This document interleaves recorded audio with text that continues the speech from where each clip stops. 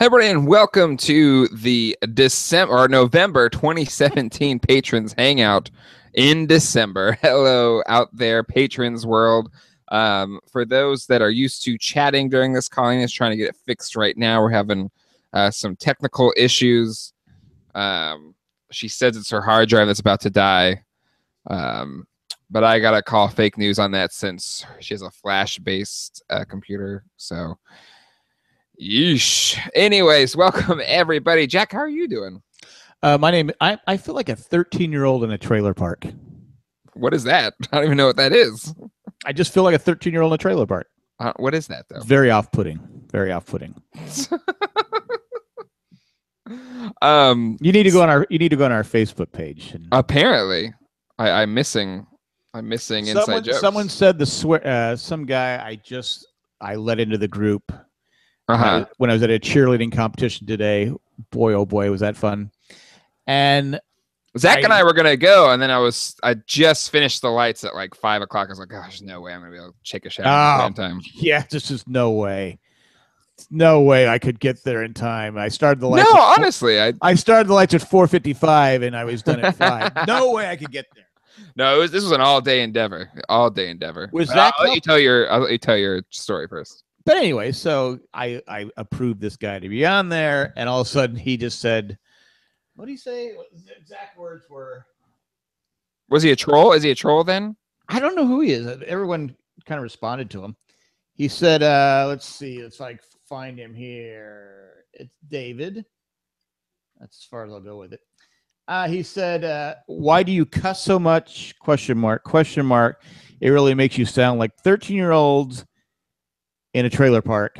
Oh, okay. It's very off-putting. Now, if you're gonna complain about somebody and you're saying something is off-putting, insulting other people to make your point, to me, is very off-putting. Okay. So anyway, I don't know. You have a lot of friends that are 13-year-olds in trailer parks. So exactly. It offended you because you have friends. Well, there were, Colleen's calling me, even though we're live. The chat seems to be working. So I don't know. Why are we insulting people in trailer parks? Hey, Colleen, the chat? I can see people on the chat. They're chatting. I'm live. You had a call to tell me that? We're doing it live. Refresh the feeds. She's still talking. I can hear her up there, but we're fine. We're all fine here. You hung up on her. We're fine. We're all fine. How are you? I still can't figure out how to find this every time. I'm not going to tell you. I want this is teach a man to fish situation. Colleen, I'm letting you. Colleen, if you can text me and let me know how to do it. She'll call you. I don't know if she'll text you. I know the password. I know the password. I just can't figure out how to get into it. Oh man. Is there a link that I should know about? It's Janie saying, I thought Jack had given up on the Chargers. I as well. Like, you're wearing a lot of Charger gear for somebody that says they're done with the Chargers. That's a San Diego State Aztec hat, and this is my sleeping sweatshirt. So you're sleeping with the Chargers again? Jeez Louise. I did say this though. I did say this to some people that I said, if the Chargers make the playoffs. Oh. Yeah. Well, hold on. Let me finish. I will root for Phillip Rivers to go win a Super Bowl. But since I've been rooting it, and they almost lost to the Browns. I mean, they didn't almost lose to the Browns, but it's the Browns. Let's be honest. It was 19-10. And also, thanks Dan for spoiling me on the cussing thread. He posted the score was 16-7 at one point. I like, are you kidding me? So.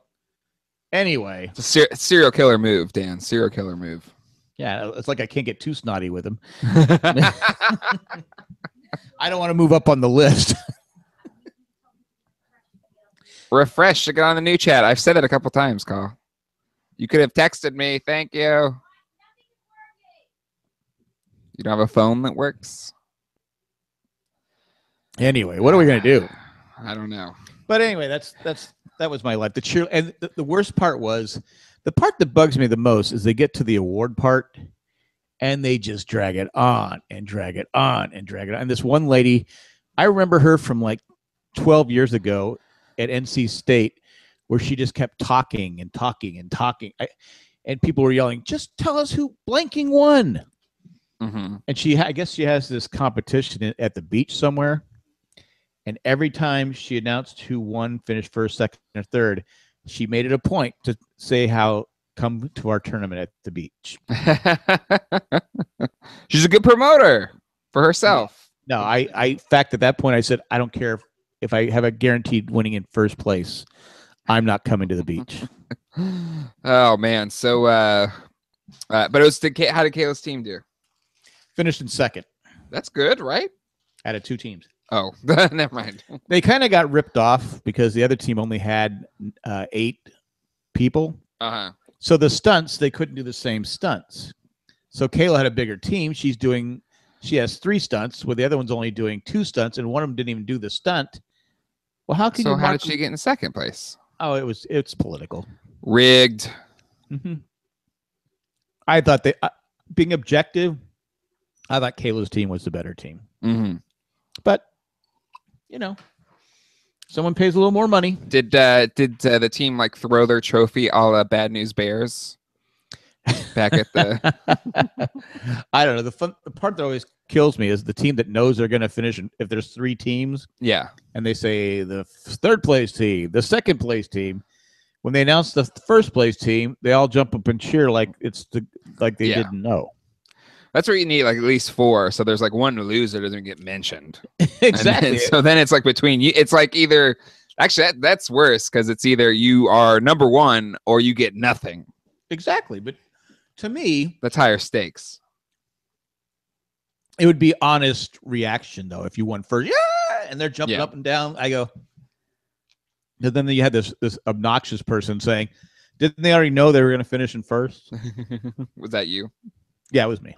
Yeah, I figured. And then my wife goes, "Shh, stop it."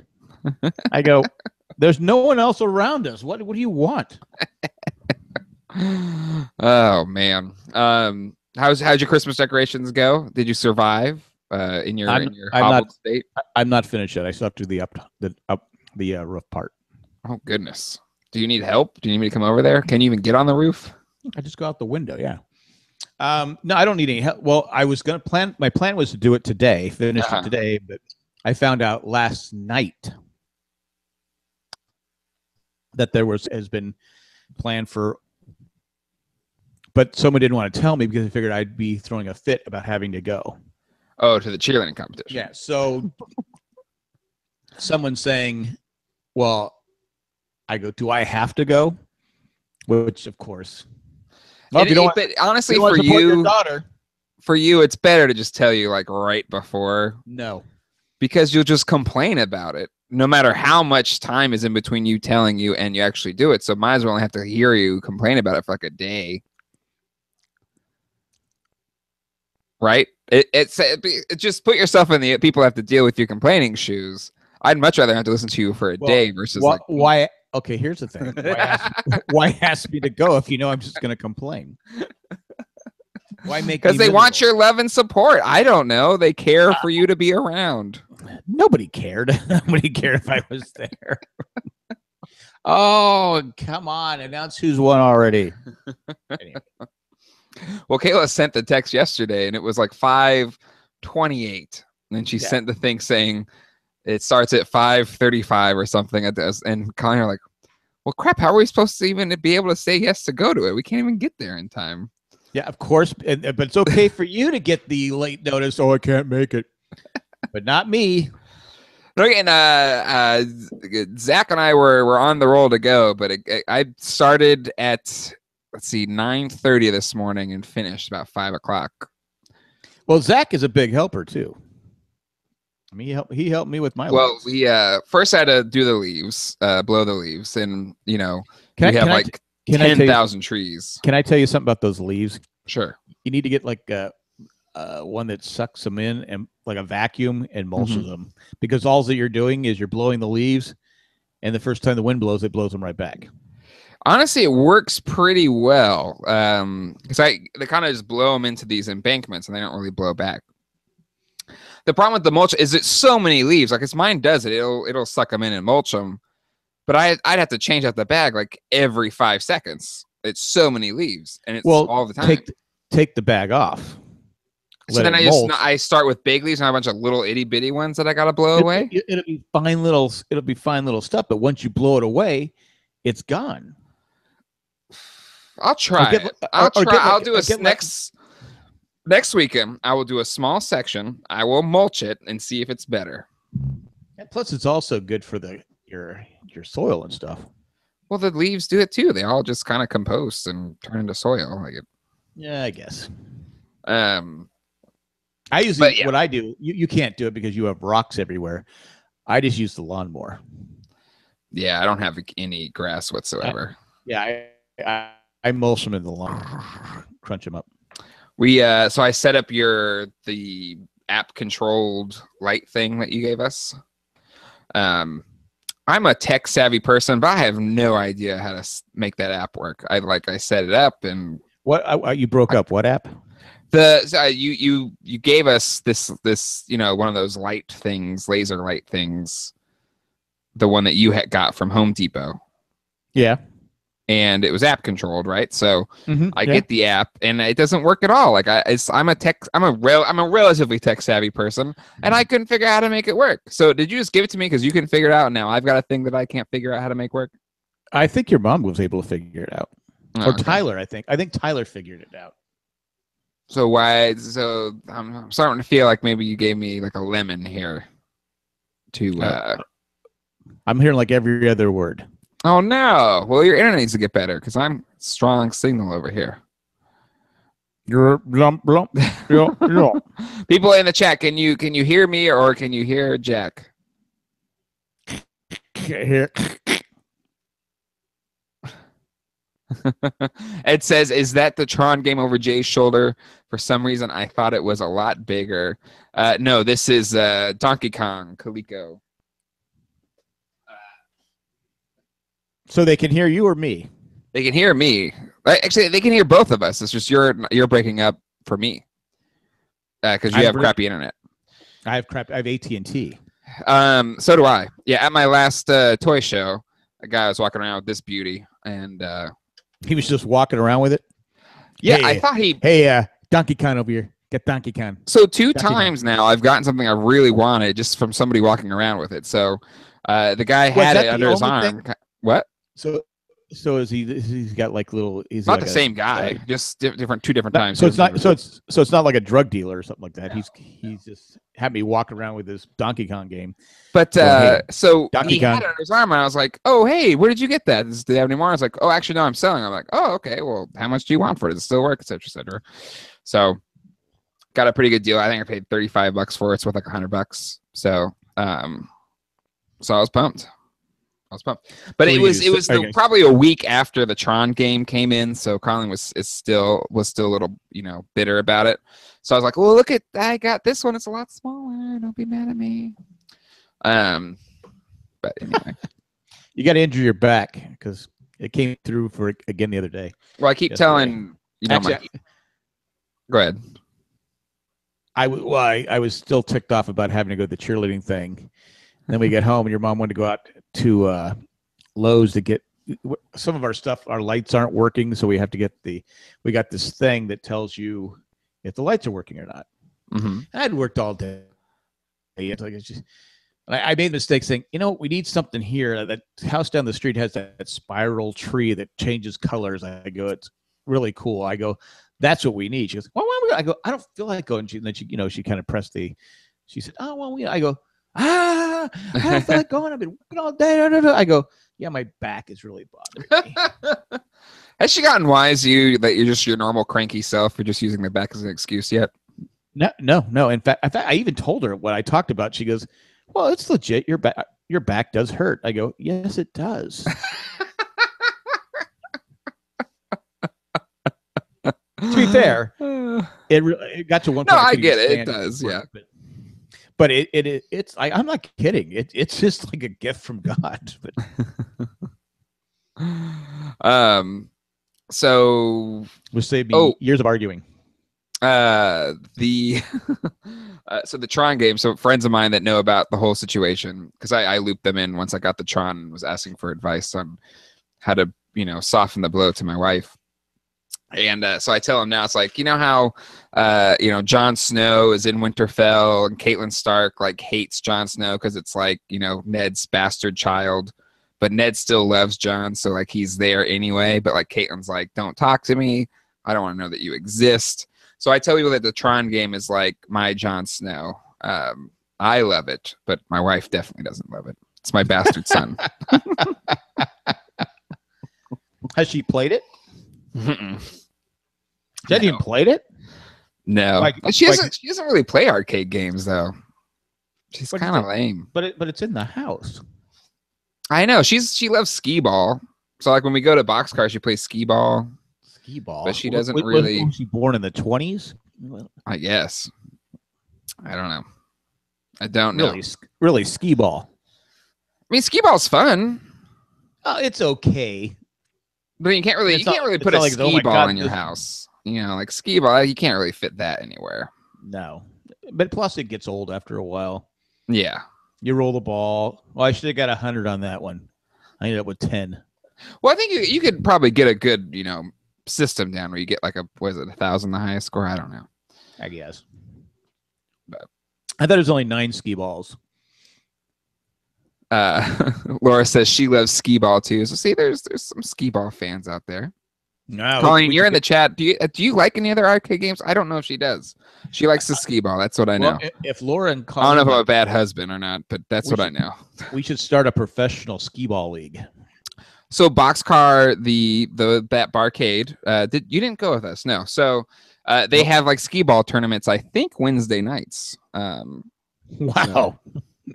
A crowd of 3.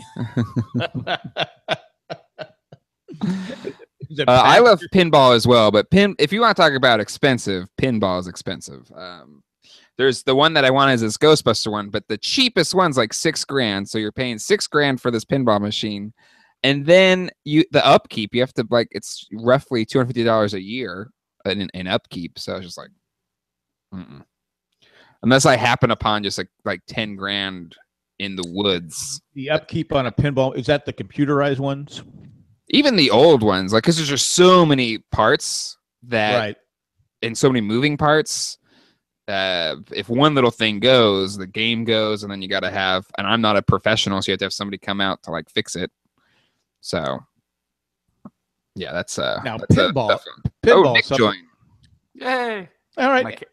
My camera's still not working. What the hell? Have you tried plugging it in? He has a MacBook. It's in the computer. Yeah. I mean, I restarted it and then then used the FaceTime and it works. But then apparently it's not working here. Are you the next head coach of the Tennessee Volunteers? I did receive a very unidentified phone call from Knoxville a few days ago. I didn't answer it. Have they found anybody yet? Because it doesn't seem like anybody. I hear Lane Kiffin wants the job. Yeah, we'll never hire Lane Kiffin. No, each day it's what cracks me up. Like, because being a Tennessee fan on Facebook, it gives me those updates all the time, and every day it's a new rumor of a head coach. I'm actually looking at the cameras. If you guys can see me, I'm like, oh, why am I making hand gestures? They can't see me. Because if I would know you weren't making hand gestures. Yeah. I could tell if you weren't doing your hand things. I don't know. Maybe it's because I updated to that new software. I don't know. But Nick, we were talking about favorite arcade games. Colleen is skee ball, which I guess you could count as an arcade game. I really don't think that counts. Does that not count? They're in arcade. If you're going with favorite like Chuck E. Cheese, then skee ball, yeah. But I think it just depends on what generation you grew up with. Well, Ed, the letter carrier says Galaga is a great game. Galaga is one of my favorites too. Galaga is like top 3. I used to play that, but wouldn't make my top 3. Really, Galaga is fun because that's like where you get the button. You're like, and you just try and get that really fast, firing. Yeah. Well, you do that with Centipede.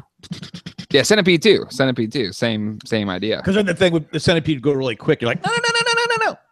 Yeah. Well, it's like the Adam Sandler movie Pixels, made a really good argument for the early 80s games versus everything after, because, Galaga and Centipede and Donkey Kong and Pac-Man, it was all patterns. And you had to memorize the patterns, which is a skill amongst itself. Yeah. And then after that, it was more about like just getting to the end or just kill numbers. And there's no skill involved. It's just entertainment.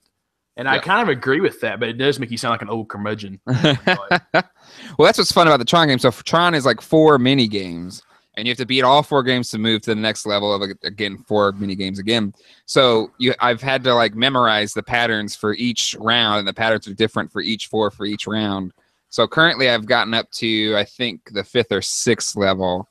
And again, every time I get to the new one, okay, now I have to learn this whole new set of patterns to beat these 4 games and then get to the next level. But yeah, it is a lot of pattern learning. How much time are you spending on this game? Not that much. Like maybe I'll play 4 or 5 games a day. Yeah. Well, I mean, it's like Ninja Gaiden that was on the original Nintendo, I think. Yeah. Had no save. Mm-hmm. It was basically 3 lives and you're out, and you had to play the whole thing. And that whole game was memorization, because if you screwed up, you had to go all the way back to the beginning. So that was the skill behind it. Can you beat this entire game in 3 lives with no save? And people did it. Yep. Kids would lose their minds if that happened today. Out of the 3 of us here, because I think Nick and I were essentially kids through the arcade era. True. But like for you, like as you were probably like teenager to somewhat adult when you went to arcades. Like what was you were in like the height of arcadeism, but like what was your jam? My game was Berserk. I was Berserk, okay. I was the Mad Max of Berserk. I had the high score. I don't think I ever played in Berserk. Which one's Berserk? Berserk is the one where it's like a human and these like are a robot. No, you're a human and these robots come after you, and you have to attack them. Then there's this giant smiley face ball that you're kind of like going through a maze, but you have to get through the end of from one side to the other without dying. And what would happen is literally it'd get to a point where you had to have your finger on the trigger, because the robot would come on and shoot a laser at you, and you had to shoot first before they got you. Like it was like bang bang. Oh, come on! So you had to sit there and go. You had to be okay. When's it popping up? When's it popping up? But nice. Yeah, that was my game. That was my where people stood around and said, you can put your quarter there, but you're gonna be waiting a while. Yeah, it's kind of sad. I grew up, in a really small town, so the only place that I even had a video game was the local Pizza Hut that had 2, and one was Galaga, and the other one was, God, I don't remember which one it was. It might have been Pac-Man, but I think it was something else, or I might have traded out. But I remember playing those, and where I played video games was every summer my dad would have a convention in Nashville, Tennessee for a nurseryman, tree growers. Association. And it would be in the Opryland Hotel, which is this huge hotel. And that's where, like when we were talking about buying video games, they had Golden Axe growing up. And that was my favorite game to play was Golden Axe. I loved it more than anything. And that was, late 80s, early 90s. And then, Ninja Turtles Is Golden Axe on the Nintendo, the classic? I don't think it is. I mean, no, you mean the one that came out last year? No, it's not. Oh, okay. I don't think enough people know about Golden Axe because it was kind of a fringe game. I remember. Is that the one like very like Conan-esque? It's graphics? Very Conan, or yeah. It's the same traditional as in like 2D, left to right movement. But yeah, you have a Conan type guy. You have a woman that's wearing like a red bra and a red. I don't remember. It's been 20 years since I played it. And she had like a little sword. Then you had a little dwarf guy with an axe, very Lord of the Rings-ish. Mm-hmm. And I want to say you had one other character. It was like a wizard. I'm not sure if he was the guy that just popped up every now and then to give you more stuff. But I mean, I loved that game as a kid. So that one, and definitely Teenage Mutant Ninja Turtles, the arcade game. I loved that one. Mm-hmm. And I remember when Terminator 2 came out, and they had the they show him playing it in the movie, the jet fighter one that moved. Yeah, I remember that came out. I'm going, that's so cool. Not only are you playing a video game, but the thing moves with you. Oh, man. Yeah, those are good ones. Let's read the chat here. Everybody's kind of sharing. Janie says Miss Pac-Man was my fave. Laura says I like Galaga too. David Gott is in the house. He liked Dune. Ed remembers the USSR hockey game. It's basically bubble hockey. I'm amazing at bubble hockey. Not Evil to my own horn. What about Evil Knievel? That was a game? It was a motorcycle game. You had to jump buses. Oh, I didn't know that one. Ed Smith says air hockey is fun. Colleen says she's good at air hockey. David Gott says Asteroid was my game. Asteroids, that's a good one. I like Asteroids. Asteroids. Laura says she was pretty good at Pong. Ed says I always sucked at that game. But for me, like the arcade games for me was at the ice rink that Jack worked at, my mom, and I basically grew up at this mall on this ice rink. But at the rink there was Centipede and Miss Pac-Man for a long time. So I would play those, and then right above the rink there was an arcade called Yellow Brick Road Arcade. That I would go up to. That was the place to hang out when I was a kid. And I miss it. Like I wish I could find like more pictures of Yellow Brick Road Arcade, because that was a cool place. It was the place to be. And I remember they had the Ghostbusters arcade game that I loved to play. And then there was one kid that I grew up with in elementary school. At his house, he had Asteroids and the cocktail table Miss Pac-Man.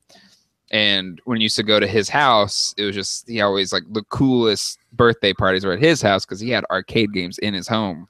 And he had Asteroids there. And that's where, I asked you, Jack, a lot of advice on how to play Asteroids just so I could, be impressive when I went there to play. It's been like, I don't know if you ever watched or not, the movie, The Toy, that came out in the early 80s with Jackie Gleason. Jackie Gleason and Richard Pryor and the little spoiled kid who later. Yeah. His name was Master Bates. Yeah, man. Yeah, right. But I remember watching that and thinking like, how cool is that kid? It's like a Richie Rich before Richie Rich. Like the kid had like every toy, every video game. And I was like, man, you don't look at the blatant racism that's in the movie until later. He wanted to own Richard Pryor. He wanted to own Richard Pryor. Yeah, and you're like, yeah, there's nothing wrong with that ever. But that's when you're talking about like a kid who had video. That's what I think of. It's just like, man, that's cool. That kid has everything. Well, that kid was also in Christmas. He's Ralphie's friend in A Christmas Story. He sticks his tongue to the pole. Is that him? Yeah, I guess you're right. And later on, he became a porn star. Yeah, he did. There's your trivia right there. Licking some pole. I was listening to a podcast the other day. Kevin Pereira, who used to do Attack the Show, had an ex-porn star on his podcast. We could have had one, but you didn't ask her. I didn't. Yeah. And it's funny because she's 24 now, and she's talking about how she only did porn for 2 months of her entire career, but now like everybody knows her because of that. It's like, wow, like 2 months, and it's like, how many movies did you make in 2 months? Like, that's just amazing to me, like how quickly like a lifespan of a porn star can be. They put them out really quick. Yeah, it is. Yeah. But if you're gonna be a porn star, like I would want it to be like a short term. Make your money and get out before because from what I hear, it's a pretty tough life. But drugs you, and all that kind of you stuff. make a lot of money though at first. I mean, don't you have to get up to like Jenna Jameson type stardom? I don't think so. I don't know. I have no idea. I don't know how the porn. I don't know what it pays. Yeah. We need a porn star in the show. But it would stick with you forever. I mean, can you imagine? Can you imagine like how much crap, like you know how it is, guys. Like when you're 15, 16 years old, people are like, man, Jack or Jay, like your mom's really hot. And then all of a sudden you find out like, wow, Jay's mom was a porn star. Oh my God. How much crap are you going to get for the rest of your life? Because of that? But is it as bad as it was? It's pretty. I mean, I would think it'd be more mainstream now than it used to be. It is. Yeah, it is. It is. I mean, you still probably get crap. The same level of crap, yeah. Because the kids would be searching the internet for your mom. But you would probably, I would think, if you're a porn star, you would have a porn star name, so you wouldn't be able to search, like your mom's name, and it would come up or something like that. And then, hopefully styles had changed enough, like, oh, that's not my mom. She just kind of looks like my mom. That's not really my mom or whatever. Yeah. That's how you'd play it off. My mom wanted to look like her, so she got plastic surgery to look like her. Oh, it's like the Octomom that wanted to be Angelina Jolie, and it's that kind of thing that that works. How's that reality show working for you? Ed says arcade games to porn stars both require playing with a joystick, I guess.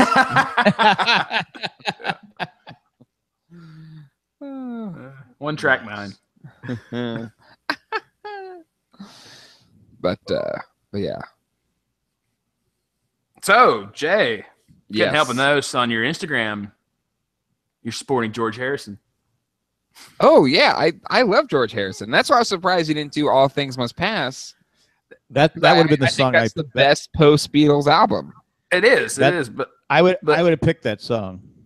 What song? Oh, you What mean Is what is life? But It's a great song. The thing What is, movie is it in? It's in a bunch of movies actually. It's in I know it's in the one I think of it's in is the one with crap. Robin Big Williams. Daddy. It's in Big Daddy, isn't it? It's in Robin Williams, the one who's a doctor. Patch Adams. It's in Patch Adams. Thinking more of a drama type, of violent drama. Like The Scorsese movie, probably. I don't know. Could be. I think it might have been in The Departed, actually. Yeah. Yeah, actually, I think it is in the. All right, no, I'm thinking another violent movie. one with a helicopter. Con Air. Goodfellas. Oh, okay. Is there a helicopter in Con Air? Yeah, is there? I guess the helicopter is Goodfellas. chasing him, right, or something. Oh, right. Yeah, there's 3 helicopters. Yeah, they're in the canyon scene. Yeah. But again, like when I think Goodfellas, the first thing I think about isn't helicopters. No, I think of Joe Pesci getting the crap knocked in with a baseball bat. Yeah.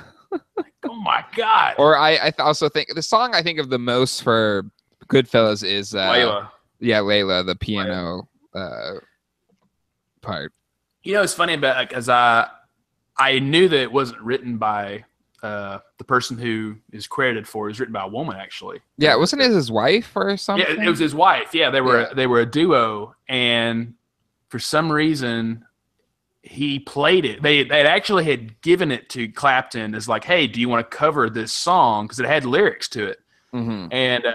And then the guy was in during the recording of Layla, and he played that just at the ending, and they liked it. And she is still, to this day, not gotten any credits for it. And it's just so weird. Where's Shandy? F the patriarchy. Yeah. But so she hasn't gotten a dime for it? Not a dime, yeah. are they still married? Maybe she gets it that way. Maybe she got a divorce and got like a good settlement. I don't know. Yeah, I think they were more of like just a songwriting couple. Okay. But it's she actually wrote it. Yeah. Yeah, that's Do we know for a fact? and here's the thing, like that makes sense because it was the the drummer, and like honestly, is the drummer ever gonna write a beautiful piece of music? Right. Just kidding, drummers. Just kidding. hating other drummers. Peace and love, mate. Peace and love. Yeah, I love Ringo, Jack, but I can't believe you went with the No song. Like you went with his worst song. Okay, his worst hit song. Yeah, his worst hit song. Yeah. Was I There's a lot of going? bad songs. Was I going to win? But if you have like Photograph, maybe you would like Nick. At least he picked a more, I wouldn't say obscure, but a lesser known George Harrison song. There's a couple of songs I could have picked, but I think that's my favorite Ringo Starr song.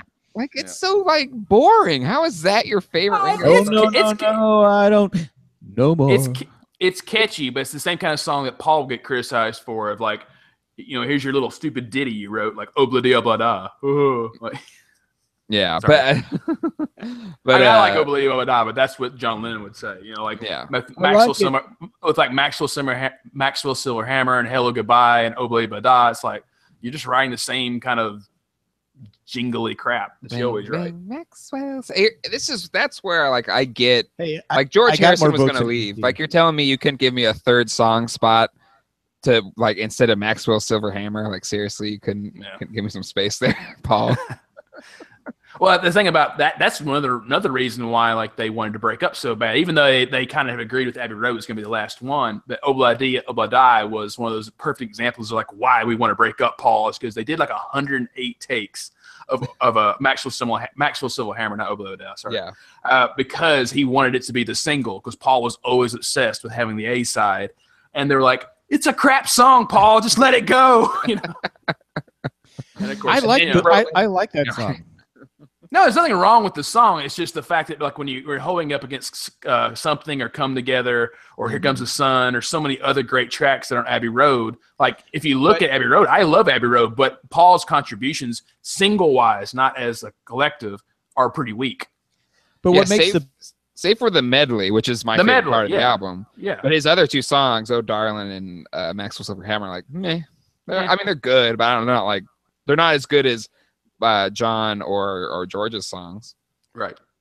In my opinion, yeah. I don't know. On Abbey Road. Imagine anyway. that. But again, I think Paul gets a lot of crap. But again, he's written amazing, beautiful songs too. But yeah, that for Abbey Road, like I totally get it. Because then if you look at All Things Must Pass, like a lot of that was just like because they still only let George have like 2 songs per LP or 3 songs. Yeah, because like he had this backlog of stuff. Yeah, because like Isn't It a Pity, and there's one other track. All Things Must Pass was rejected by the Beatles, wasn't it? The song itself. It was rejected. It was rejected in the Let It Be sessions or Get Back sessions. Mm-hmm. But yeah, like Isn't It a Pity and Art of Dying were both written in 1965. I mean, he had a lot of buildup from songs that they just was like, like, oh, they're not good enough to make a Beatles record. So he's like, oh, okay, and so they just sat there forever. Okay, I'll just sit here and play my guitar. Charlie Weeps. Fuck, screw you guys. Want to go play sitar for a couple years and then I'll come back. But here's my logic though, like behind, like you're saying, like I picked a lesser known George songs because when I make recommendations to people, I always assume they know like Imagine, they know something like Band on the Run. So I want to pick a song that someone might go, oh, Nick says it's a good song, so let me listen to that one and see if it's good. Because I would have liked to have picked like Mulligan Tire for Paul McCartney. It's one of his lesser known hits, but it was the best selling single of all time for like 15 years. As in like the most copies of it sold. I would have picked his Christmas song. Yeah, I know you would have, Jack. I like his Christmas. I hate that song. I know he gets crap. I hate that. like I his hate Christmas that. song. I hate it. It's terrible. I like it. It's not great. I can't stand. Having a wonderful Christmas time. Oh no, Nails on a chalkboard. But Paul I can't McCartney's believe it's Paul McCartney. Yeah, Paul McCartney's worst single of all time though is a song that thankfully no one really knows, which is his 1972 "Mary Had a Little Lamb" cover. It is god awful. I was thinking the other day because I heard the song "Do They Know It's Christmas," and that was back in what the late '80s, right? '90s maybe. Well, how do you not? We know are it's the. I Christmas? mean, we are the world, and do they know it's Christmas? Do they know it's Christmas? Oh. Have they got together and done anything since? I mean, What are you talking has about? World Like Hunger ended? Oh. I'm talking about your. Well, can you your listen to music. Do They Know It's Christmas After All? It's like the most patronizing, like a-hole song ever. Do they know it's Christmas? No, they're starving. Yes. Don't give a crap. Like,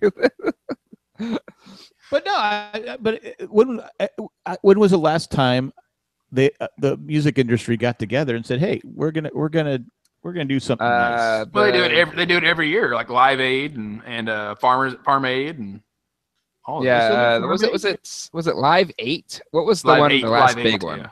Yeah, Live 8 was the last really, really big one, and that was like for the G8 2005. summit. Yeah, Yeah, that was the last time Pink Floyd did the reading for Floyd. that show. And what's his name died Alright. after that? The keyboardist. yeah. Blade died 3 years later. Yeah, Yeah. 2 or 3. Yeah. What was I gonna say? We are the world. Oh, but I do love watching that video for "We Are the World" because you have all these legendary musicians and then Dan Aykroyd, and you're like, why is Dan Aykroyd in there? He's in the I Blues remember Brothers. I know, but still, it's I just remember random. Like Dan Aykroyd's there, and then I remember when the video came out, everyone's like going, everyone had that same attitude. The hell is Dan Aykroyd doing there? and then if you watch Bob Dylan very closely, he never sings a word the entire time. He's just standing there the whole time like, I'm not sure if he's on drugs.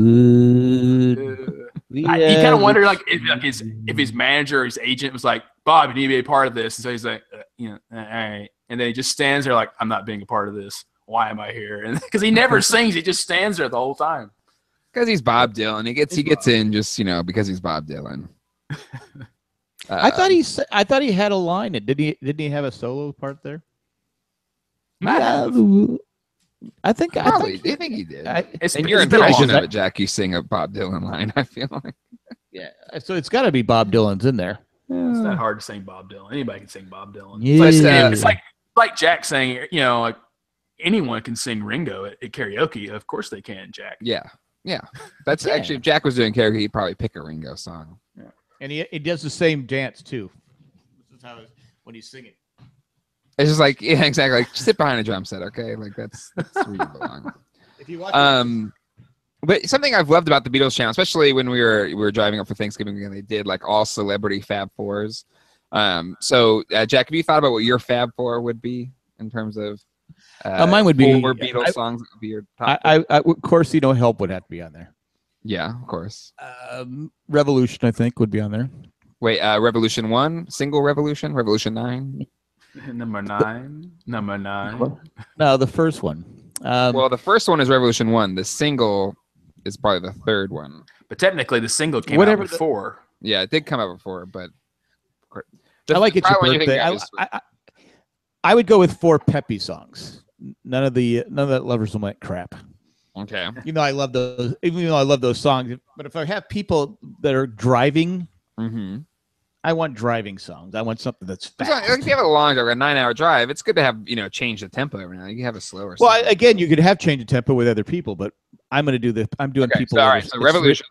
It's 3 o'clock. It's 3 o'clock in the morning, and I want people to stay awake. All right. So you got Revolution, Help. What's your other 2? Oh, God, I don't know.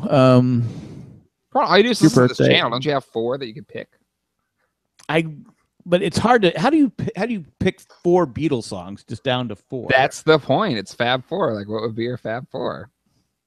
All right, we'll give you a pause. Nick, what would you be your Fab 4? Why am I going first? If I just have to pick 4 Beatles songs? 4 Beatles songs. That's it. Kind of give a story as to why each one would be in your Fab 4. Well, I know one's obviously going to be Here Comes the Sun because it's my favorite song of all time. Okay. I just love it. It's in the great Indian. I just crashed. Hold on a second. I just crashed when I was driving. Go ahead. Keep going. Here Comes the Sun's a great song. It's 3 o'clock in the morning. 3 o'clock. Why are you driving at 3 a.m.? Why can't you just drive a normal time, like a normal person? But Here Comes the Sun. People driving at 3 a.m. Hey Jude. Okay. Probably Happiness is a Warm Gun because I love that song. Hold a second. With Hey Jude, I just had to pull over to the side of the road.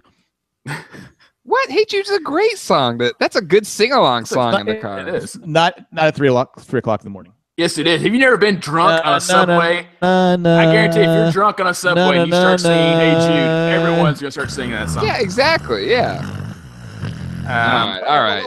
I fell asleep there. Enough from the peanut gallery, Jack. All right, so Hey Jude, Here Comes the Sun, Happiness is a Warm Gun, and then last spot. So you got a George song, a Paul song, and a John song. Yeah, and Madeline's going to be another John song. Just because I like it. It won't make a lot of other people's lists, but I love I'm Only Sleeping. Just because I love just what they're doing in the track. It's just a great track. You have sleeping in the song in the title, but it's a good song. Yeah, that fluctuates in and out of my Fab 4. It's generally just outside my Fab 4. Usually I'm Only Sleeping, but that's a good pick. Real good pick. Yeah. Mine is Rain. Rain's good. I think it's the greatest B-side of all time. That's just my thought, because it's just you have Ringo's best drum work. You have Paul's best bass work, I think, or up there. And then you have like the first backwards recording all time. And it's a simple song lyrically, but it's just a good jam of a song. It's a really good song. My number 2 would be Eleanor Rigby. It's kind of been when I first heard it as a kid, it kind of blew my mind. I just like this is a pop song. Like it was just so good. I can back you up on that one. And just the strings, it just really moved me. And then number 3, I can't remember where I put on my list now. Number 4 was definitely. You actually had a list? I wrote it on because Colleen asked on her Facebook, so I put it on there. My number 4 was Golden Slumbers, Carry That Weight, The End. I love the melody on or medley. I'm sorry, on Abbey Road, and then Zach loves it too. So he'll sing at the top of his lungs once it gets to the Carry That Weight part. What song is that? Golden Slumbers, Carry That Weight, The End, into the medley of Abbey Road. And then, Colleen, you should refresh me. What was my number 3? Maybe it was I'm Only Sleeping. Why is it Colleen on here? I don't know why she's not on here. She's just in the chat? She must just be like super pregnant right now and doesn't want to participate. Just Colleen. She would still participate if she was like half dead. What am I saying? Is it a day in the life? No, it wasn't Day in the Life. I love Day in the Life. Don't get me wrong, but I had another. It's like I love within you without you a whole lot. Oh yeah, but it's still not gonna be. It's like I wouldn't crack my top 4. But that was within you and without you was in a lot of celebrities' Fab Fours. Mm-hmm. It's great. Like it's that song. Like you listen to it today, and it's like it sounds so fresh. Like it sounds so good. Oh, sorry. My number 3 was Long, Long, Long. That was my George song in there. Oh, okay. I do like that. I do like that. You should. Jim James did a tribute album right after he died. It's called Yim Yames. So YIMYAMES, and he covers Long, Long, Long, and it's really good. I think it's underratedly, I think, the best track on White Album. And one of the times when I got it on vinyl finally, for some reason I was playing on my record player, and like the end of the song somehow like created a feedback loop with my speaker, and it created this crazy, because it's the last of side 3, the last song of side 3, I think. And it just like created this feedback loop, and it just made this really crazy like into the song. It just like kind of came out of it. It was just amazing. But anyway, I love that song. Yeah. But and there's a lot I could probably put, Yeah, I mean that weird feedback, at the end of that song. Yeah, so it took that feedback and then it like just made a loop of it, like on the record. It was somebody while they were recording it put a glass of water. I think it was a glass of water down. I think it's a wine bottle. Might be a wine bottle. Okay, I knew it was something like glass, and it caused it to rattle, and then it just kept going. But anyway, it's been a long. All right, are you ready for my new updated version? New updated 5. Wait, did Nick finish his? I'm sorry. Yeah, go ahead, Jackson. No, I did finish mine. I figured you did. Yeah, Nick finished. Jackson's gonna be wild honey pie, Mr. Moonlight. I had to go. Nick finished it. Obviously, Nick finished it, but I had to get a tow truck, get my car towed out of the ditch. Okay, I'm going with Let It Be because I changed it to I Have to Pee. So that's I gotta pee. I've gotta pee. Gotta pee. It's dripping down to my knee. Oh my Had too much beer last night. I've gotta pee. Twist and Shout. Used to have it. Used to do it a game at the Isoplex. Hard Day's Night. Peppy, fun, and then Paperback Writer because I changed it to Blackjack Dealer. Ooh, Paperback Writer. That's a good take. But B-side to Paperback Writer, Rain. But those two songs, like the bass on it is so good. Like people don't realize how good Paul McCartney was on bass, but like his bass lines were just lit. So good. So good. Colleen sent a video of Zach doing the carry that way. Let me see.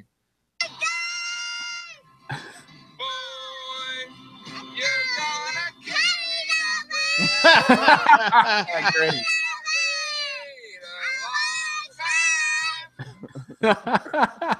Nice. And when he's really getting into it, he'll do like the horns. He'll be like,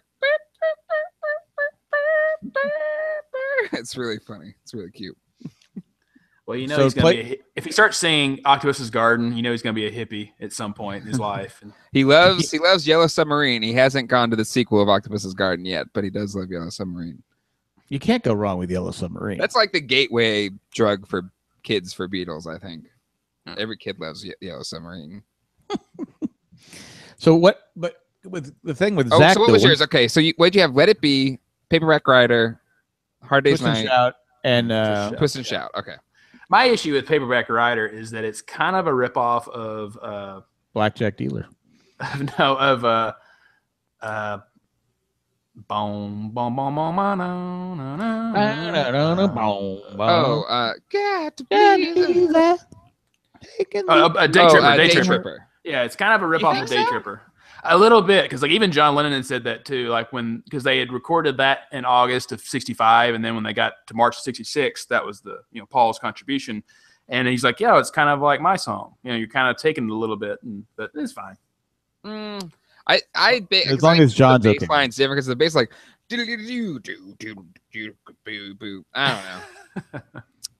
I was going to say I like it because I like Paper because it's like one of the few songs, not earlier, but kind of transitional songs into the classic period where it wasn't a love song. It's just like, I think he did that on purpose. Like one of his relatives said, "Can't you write a song that's not a love song?" So he wrote Paperback Writer. Yeah, it's the same as silly love songs. This is why he wrote that song. It's because I'm sorry, Jack, to interrupt you. I feel like I'm being Boston. Okay. It's okay, Chris. Because you come off a Band on the Run, which is a good solid record, and then you go to what Chris should have picked.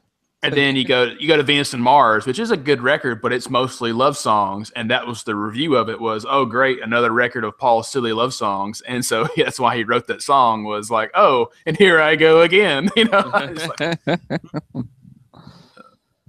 I was going to ask you, Jay, what do you do with Zach when he likes something? He likes to watch it over and over and over again.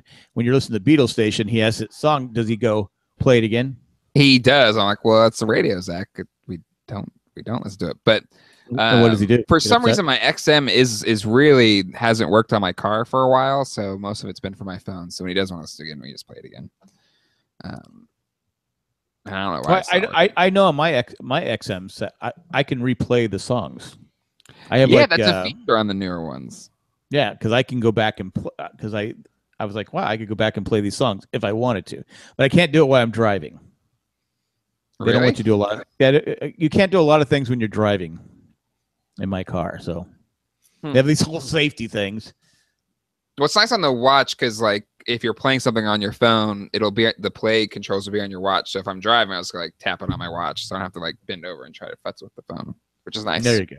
And the new features on the phone, the driving feature. So basically, it locks your phone and sends notifications that if somebody texts you while you're driving, that hey, I'll text you back once I'm done driving. Nice feature. Cool job, Apple.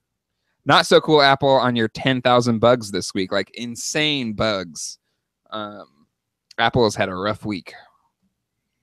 Well, the stock market showed it too. I did because well, you know. Yeah, my camera. Thanks, Bob. Thanks. What was the guy's name for ABC? Oh, I don't know his name. Yeah, it's funny. I go, that's the guy. That guy's been around forever. Yep. Bob, was it Ross or something like that? Bob Ross is a painter. I think even without that, whatever, it still would have tanked just because of what it was. You can read between the lines, but you got to be more responsible. No, I agree. I mean, you just got to get the facts. I think just fully suspended. Yeah, being apolitical about it. I don't think there was anything wrong with that, but wrong with him getting suspended. But anyway, this isn't the political overflow chat group, Jack. Jeez. I just said something, about the use of the stock market. I said something about the stock market. Hey, did you see the Chargers and the Browns play today? Literally one of the two worst teams going head to head. You can always count on the Browns to lose though in those situations, and they did. Well, it's the first time the Chargers beat the Browns in like three tries. The Browns only win in the last 2 seasons is against the San Diego Chargers.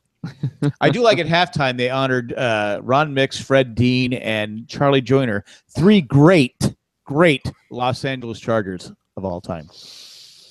Does that hurt, Jack? Does that hurt you? Wait a minute. They didn't play for the Los Angeles Chargers. Oh, okay. I got it. But SDSU is going to get a new stadium. Did you see their proposal? That was kind of nice. They're trying. Yeah, they're trying. We'll see if it passes. It's San Diego. If San Diego gets a MLS team, I'll definitely root for the soccer team. But I guess the Aztecs, San Diego State doesn't want to really work with the Soccer City, and Soccer City really doesn't want to work with the Aztecs. Oh, I don't know why. It's just doesn't San Diego State want to like make it also part of their campus or something like that? I think. Yeah, they want to have it. The trolley goes right from there to San Diego State, so they want to make they want they need more room. Yeah. So we'll see. And the Aztec basketball team won today. So whoop, whoop. That's one of the things that's crazy to me about like UCLA, which I didn't know until moved out here. Is that UCLA is almost out by the coast, yet they play all the way in Pasadena. It's like crap. Like that's like an hour drive. I don't understand that. Anywhere in LA is an hour drive. From here to cross the street, an hour drive. I know, but like the fact that their stadium is nowhere near the campus is just. That's Because just it's crazy. used the Rose Bowl, which has been around for like a billion years. So Well, that's what the Aztecs, because San Diego State shared the stadium with the Chargers when they were in San Diego. When they proposed downtown, people like going, Aztec fans like, are you kidding me? We got to go all the way downtown, which is probably like a 15-minute drive. yeah, and it's pretty quick on this the I mean, trolley too. I mean, maybe a 15-minute drive from San Diego State. They don't go to the games with the trolleys that's right there. So what were they complaining about? But yeah. If San Diego got a soccer team, I'd definitely pull for them. Yeah, I'd root for the. I don't know if I'd watch it, but I'd. I mean, I watch my New York team and enjoy watching the games. And So honestly, in a post, will you give up the New York team to? Root for the no, I'll Chargers? just have like a West Coast team and a East Coast team. Oh, you're gonna be one of those people. They'll be in two different divisions. One of my friends is a he used to work with me at Apple, and he moved to Chicago. But he was a big Yankee fan and a big Lakers fan. And I was like, really? Come on. You're just like picking whatever. There's He's just like, well, I'm a people big Kobe fan, a big Jeter fan. Okay, whatever. Yeah, So whatever. big Yankee fan, big Yankee fan, big Laker fan, and like annoyingly so. In But football, he was a Pats fan.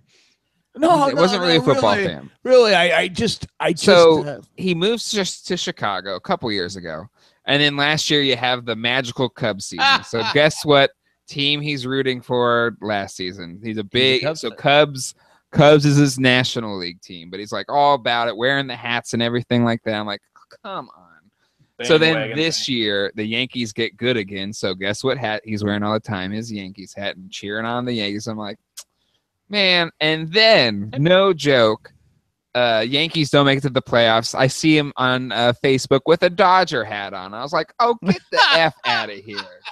And his whole post was, well, my aunt rooted for me when I was rooting for the Cubs. So she's a Dodger fan, so I'm going to support the Dodgers during the World Series. I'm like, come on, pick an effing team. I would have gone out, got me a Houston hat. I can't. How old is this guy? He's a little younger than me, maybe 30. Unless he's 12, it's not forgivable. No, it's not. I mean, it's it not. Gets to a certain point where you go, because Cub fans, and I love him, and he's like one of the most genuinely good people on this earth, and I just sincerely love him. But I almost said something a couple of times like, no, he's a sweetheart. I can't do it to him. I'd have blasted him. He's like a little guy's man. He's like 5'7", 5'6", little Irish guy. Little Irish guy. But meaning he has a temper, like sweetest little guy. But then if you piss him off, like he will flip out. But he's like tiny, so it's cute. So you're afraid of him? No, he's like a little guy. There's so many leprechaun jokes that you want to be like, oh, you don't want to mess with me, pot of gold. But Nick, are you excited that Giancarlo Stanton could go to the Cardinals? Cardinals or the Giants, maybe? Yeah, I don't think it's his preferred team. You think he'd prefer to go to the Giants? I think the Giants were the people that he was wanting to, because the Giants really need him, like home run wise. I read something about why he shouldn't go to the Giants. The team is old. A lot of the star players are old. A lot of their farm system is depleted, that he might not have the success there that they've had the last few years because the team is on the downside. He would help, but what good is if your star players and you have no talent? And plus he's a major hit to the payroll because he's making $290 million. His contract is $290 million. So whoa. If you're gonna take him on, that's like $35 million a year, I believe. Can you imagine? And the Marlins are only gonna eat so much of it. So you got to be careful with that trade. Well, what about Cardinals? What's their farm system like? They always have a good farm system. They always have a good farm system. I don't know how they do it. I mean, they cheat, don't they? Weren't they recently found out that they were like stealing Houston Astros information or something? It's probably the Yankees. No, it was something about it was a couple of years ago. The guy that used to work for the Cardinals or used to work for the Astros or something like that. But no, their farm system. The Cardinals always produce players, always. But they could use them. It's like they're saying the Angels, but the Angels are tied with that albatross. They got that. They signed Albert Pujols Yeah. a few years back, and I told Ralph that I was a bad deal for him. I say he's too old. You're giving him too much money. It's too long a contract. Yep. So we'll see what happens. But Carlos Stanton, I mean, he's definitely, but he's had a history of being hurt though too. Yep. I don't know. I'll be pumped though come May when Cardinals come play the Dodgers for their 3 games, and so I'll definitely go to those. Maybe you could take a date. Maybe I'll take Jim. Yeah, Jim was like Jim, offended you didn't ask him, so you gotta make sure you ask him. Honestly forgot because I would have asked him had I thought about it, but he's just one of those like, oh, I forgot Jim lives in L.A. Because we haven't done anything in the year and a half I've lived here in L.A. So I'm like, oh yeah. I mean, I always ask Cliff. Dodger game. Cliff is always my go-to guy, but he's like, well, unless it's on Saturday or Sunday, I'm not coming. I'm like, oh. I'm not a fan of the Dodgers, but I love Dodger Stadium. That is a beautiful, beautiful stadium. It's kind of a pain in the butt to get in and out of, but it's definitely a pain in the neck to get in that. But what I love, hot dogs. At least visiting teams, like if I'd go to a Padre game, there is the visiting team would have to like kind of walk to. Padres probably. They walk to their cars. They're going to drive home, so you could stake out the parking lot and try and get autographs as they're walking back to their car. It's a little bit easier access to the players since it's an older stadium. It doesn't have that, doesn't have that barricade. Yeah, like where it's tougher to get to the players. Like even Jack Murphy Stadium, it had like that tunnel that it would come out of, so you could never. We tried a couple times, Jack, where we try to wait, see if the players would come out. Well, because when I was a kid, they didn't have it blocked off because I guess players would just walk. They would let you sit there and ask the players for the autograph. So when you were a kid, I said, "Let's go down here." That's what I go. But they blocked it off. I got Tom Seaver's autograph over here once. When I was a kid, you could get people's autographs, but now the players are too good for that now.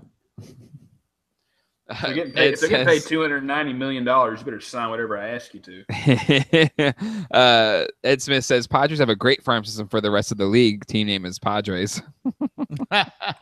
Padres do actually have a pretty good farm system right now. They do. I'm just saying, 2019, here we come. I know one more year. Right? They're going after that Japanese player. They're not going to get him. I think he said Mariners or Giants are his No, preferred. we're in the top. I just read we're in the top 4 teams. I just got a report. Really? I thought it was just Mariners and Giants were the. It just went away, but it was. He turned down the Yankees, saying they were too big of a market. Well, San Diego's not too big a market. That's what I'm saying. That's about as small as it gets. He said he wants to be the only Japanese player on a team. Let's see, Padres information. Really? That's what he said? Reports weird. Giants, Mariners, Padres among the finalists for Ohtani, Ohtani. Am I doing that pretty good? Well, if he comes on our team, I will learn how to pronounce his name. That'd be cool. Shoto Ohtani. I think you're supposed to be. No, I'm sorry. You're supposed to be Chinese, not Japanese. Sorry. Well, before I could have pronounced it, but now I can't. Oh man! So we last story for me, and then we can wrap up. If you guys have anything more, we can wrap up after that. But we took Zach to a siblings prep class this weekend, yesterday, at the hospital. So it was basically learning how to hold the baby and like what are expectations and da da da. So did you drop kick the fake baby? Well, at the end you had to like pick up because they have like almost a wheelbarrow of these fake babies, and so Zach just like picked his up and like threw it in the wheelbarrow. Nice. That's Zach. But I think it's finally sunk in that because then we're also starting to like kind of get Colleen's been working hard on getting the baby room ready, and she's starting to like kind of organize or get Zach's old baby toys out. And it's starting to hit Zach that there's somebody else that's going to be vying for the toys in the house, and I think he's feeling a little anxious with the second kid coming along. Zach doesn't like to share too much. much. And, And- yeah, and- if it and- is, go ahead. Go ahead. Well, Zach does. Well, Zach, I've said this before. He'll play with me, Papa. No, not that way. Do this. Do this. Do this. Like a car or something. Like you have to do it his way.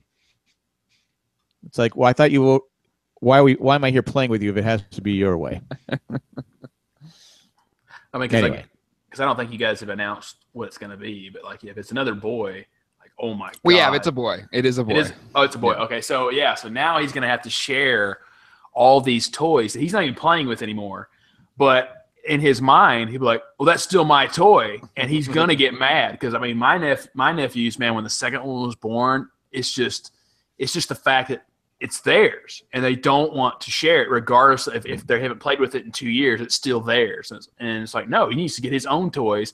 And then even if the second one gets its toys, it's like, well, we're supposed to share, remember? It's like, How long until Zach sets his younger brother up? He'll be like 3, maybe 4, and he goes in Daddy's room, and he says, "Hey, Daddy said you can play with these toys." Really? Yeah. And so then Junior, the younger one, plays with all the toys, and then Daddy comes in and finds the younger one playing with all the toys. Well, luckily there's a lock on the door when Daddy's not in the office, and when I'm in the office, they can play with the toys that aren't going to break easily. Yeah, we'll see. He opens up a toy. No.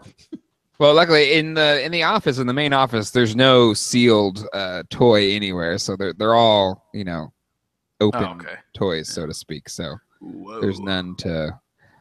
Somebody suggested I should have that as my background instead of like the closet door, but yeah, it would make a nicer background. It would. As I say that because I have the no TV up here. Just an empty wall mount. I got stuff over here. Once this is going to be the sealed room, it's going to it's going to be retail wall, and so I have all my sealed stuff in here. So it's going to be like a actual Toys R Us wall from 1988 is going to be this room. Are you going to have a different closet doors? No, I could do like something cool, like some glass doors or something like that. Yeah, that's what I'd do. That's what I thought you were saying you were going to do. Okay. Yeah, that's what I should do. Yeah. But I kind of like the idea of it's kind of just hidden in here, and then it's like open up, like, oh my god. Yeah, you could pick a better background for your. Yeah, this is pretty bad. But again, who am I to complain? Hey, you guys can't even see me, so yeah. It's the best you've looked. What I should do is have like a blue screen or a green screen come down, and then have different stuff pop up behind there. Nice. But I'm not Richie Rich. I'm not the kid from Toy. The toy. The toy. The toy. Master Bates. Oh man. But yeah, was that Jackie Gleason's last movie? No. No. Sting 2, maybe? I can't Which remember. was terrible. Kelly's Heroes was on last night. Can't go wrong with Kelly's Heroes. Yeah. Bum, bum, ba-da-dum, bum, ba-dum, bum, bum, bum, Oh, that's not him, ba-dum. though. That's not Jackie Gleason, though. What am I thinking? No, that's Carol O'Connor. I'm thinking the general, give me Carol my O'Connor. Okay, yeah. Carol O'Connor. Yeah. Carol O'Connor. All right. I think that's a good place to close it. Anything else, gentlemen, before we close out the show? Do we have any other feedback? I mean, people writing in? No, nothing else except Colleen saying How many people were in the chat? he's had a rough time today. He's also found out that I'm also going to be the baby's mommy. That was traumatizing. Yeah, that was yesterday. It was like, wait, you're going to be this baby's mommy, and daddy's going to be this daddy. So yeah, that was. It's slowly starting to sink in for young. He'll get over. He'll get over. Yeah, he'll be fine. He'll be fine. I told him I had a baby in my tummy the other day. He goes, "No." Yeah, have you been really mean to him yet? And been like, "It's my back, Zach." The thing is, we're gonna probably stick to 2 kids, and so as long as we say man-to-man coverage, he'll always have a parent, one-on-one time, so it should be fairly easy. It should be okay. Once you go to 3 kids, that's when it stinks. Oh yeah, I have one friend that's got 5. I'm like, you're insane. Nope. There's no way. No. I know your mom wanted 4. I said, I'm not even know if I'm happy with 3. Yeah, the daycare costs alone. Nope, 2 is where we're saying. It's expensive. I mean, it's just like very expensive. Colleen's essentially working for at least 1 year to pay for the daycare. But anyway, nothing is too much for our children. That'll do it for this week's show. I want to thank our patrons, all of you watching this right now or viewing it after the fact. Thank you so much, especially Tack from Tokyo, Eckhart right there, Molly the Millennial, and Ed the Letter Carrier, Ed who's in the chat today. Laura, David Gotts. Have we had those 4 patrons in the chat all at the same time? I think so. We've had them all before. No, at the same time. Yeah, I think so. I think Molly, Ed, maybe not Tack,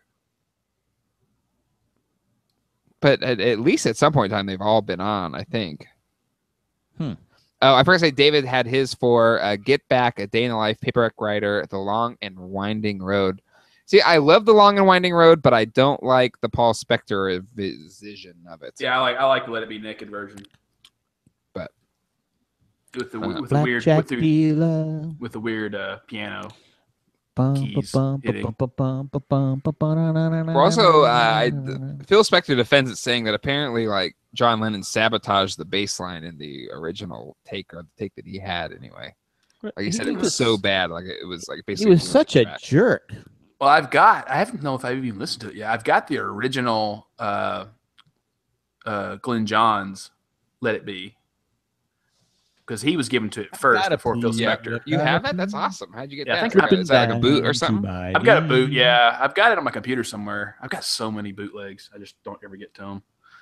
But I mean, there's not that much difference between them. But there's a different running order, and there's some different takes and little, because the same with Let It Be. Like why you have like the Maggie May. They wanted it to be like a little snippets of little songs here and there to kind of give it that, oh, we're just sitting around the studio having fun type feel to it. There was no fun with John in the house, that's for sure. Well, he was on heroin at the time, and which is, I mean, he was on during the White Album. That's what I need a fix because I'm going down back to my bits that I left uptown. That's what that's about. It's like I go find my heroin to go shoot up. Good times.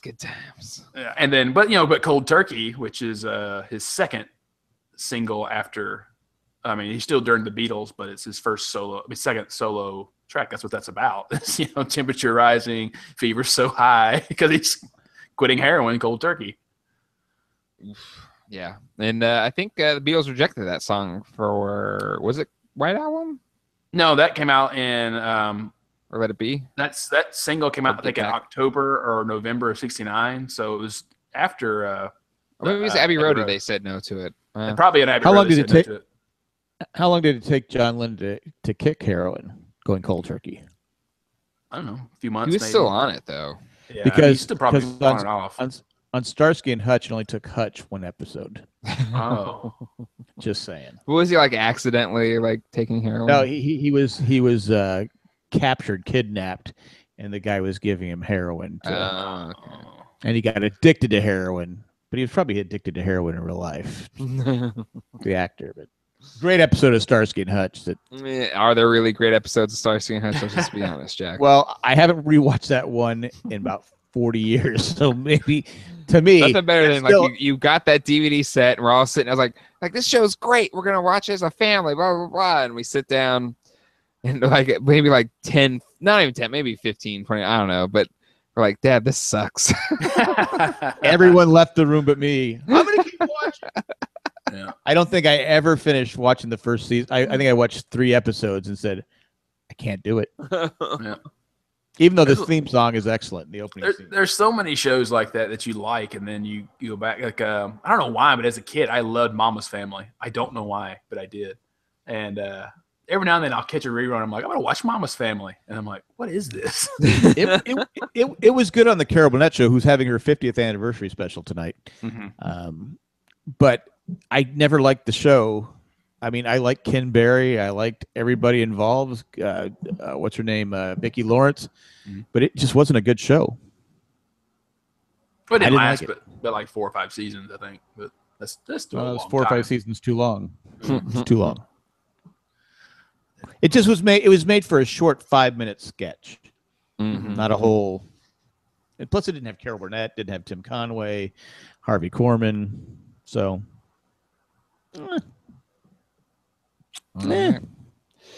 All right, gentlemen. Jay doesn't even know what we're talking about. No, Oh, really? Really? You never saw Mama's Family? no. You watched Carol Burnett?